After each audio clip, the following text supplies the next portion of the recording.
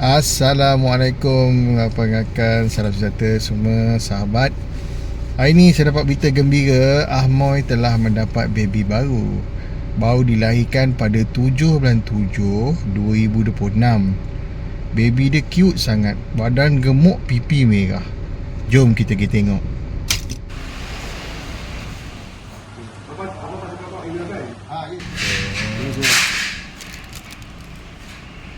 Okey.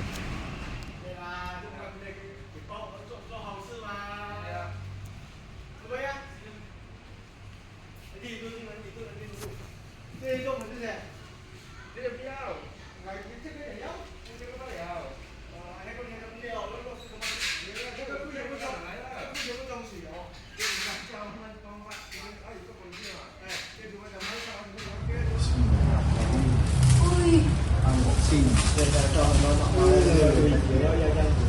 Cái nhà hầu như là cái là bên này nhà hầu nữa, đi ra hầu nữa rồi. Cái này nó được không? Hả? Được rồi. Đây là bây giờ itu tekan. Ada mak imut kan? Okey. Okey.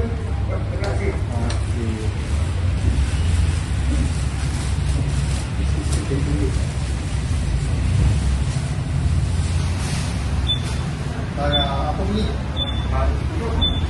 Kasih off dia, off dulu.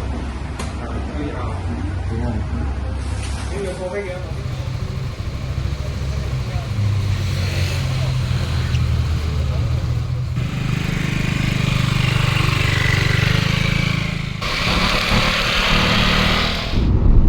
A few moments later. Assalamualaikum Ahmoy, apa khabar? Assalamualaikum, khabar baik. Apa perasaan Ahmoy dapat baby baru?